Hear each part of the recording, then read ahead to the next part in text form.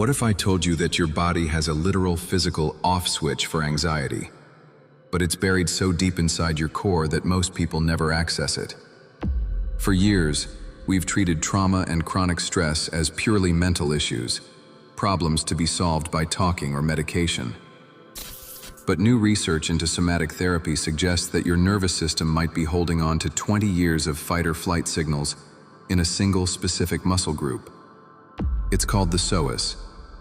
Ancient traditions called it the muscle of the soul, but modern science is starting to view it as a biological hard drive for trauma.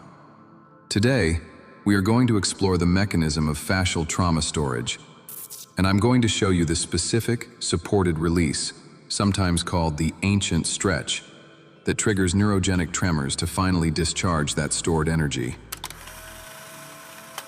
If you have ever felt tight in your hips after a stressful day, or felt a pit in your stomach when you receive bad news, you have already felt the psoas muscle reacting to your environment.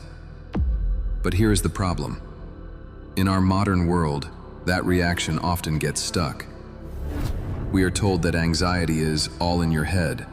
However, biomechanically, anxiety is a physical state. It is a sympathetic nervous system activation.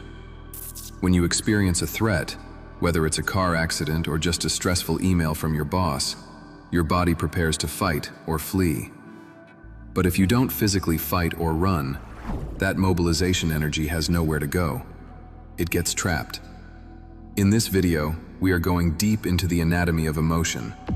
We will look at why the psoas is unique among all muscles in the body, how the connective tissue known as fascia creates a memory of past pain, and finally, we will look at the phenomenon of the shake. This is the body's natural evolutionary mechanism to reset the nervous system, which we have culturally suppressed.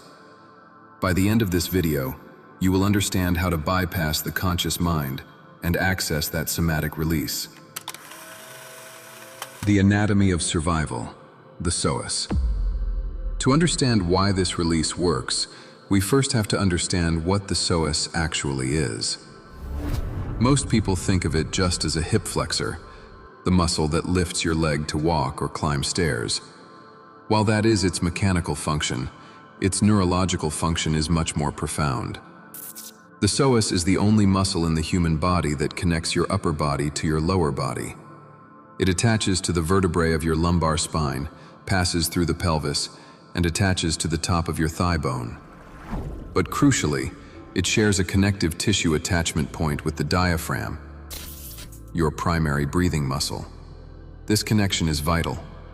It is the physical link between your breath and your legs. This is the core of the reptilian brain, or survival response.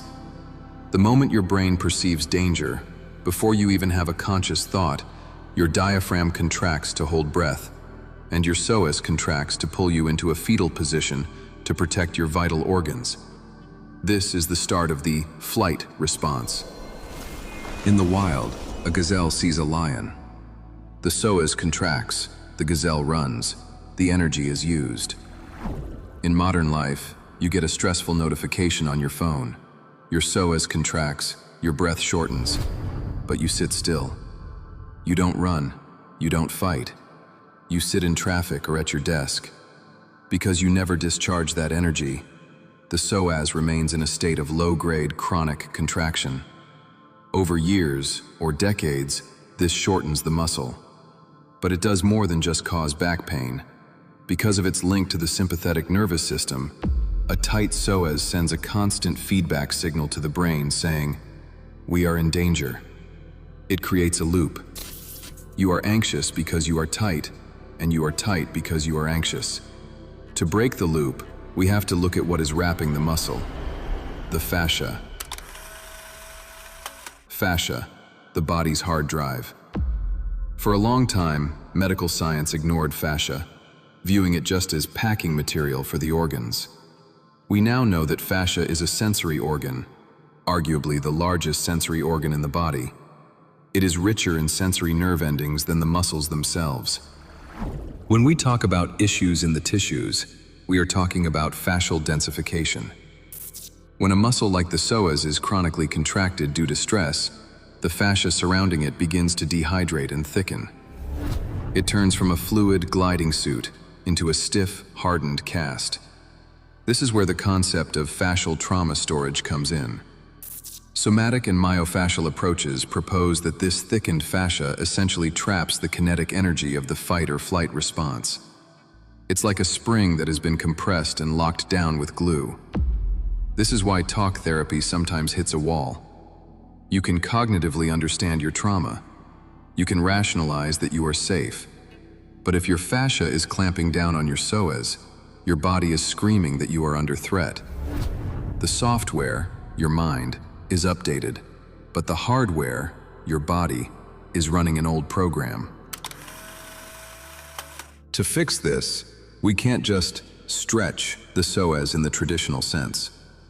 Aggressive stretching often triggers the stretch reflex, causing the muscle to fight back and tighten up to prevent injury. To access the trauma stored in the fascia, we need a different approach. We need fascial unwinding. This requires safety, time, and passivity.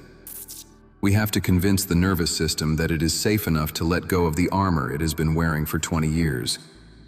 And when it finally does let go, something strange happens. The body begins to shake.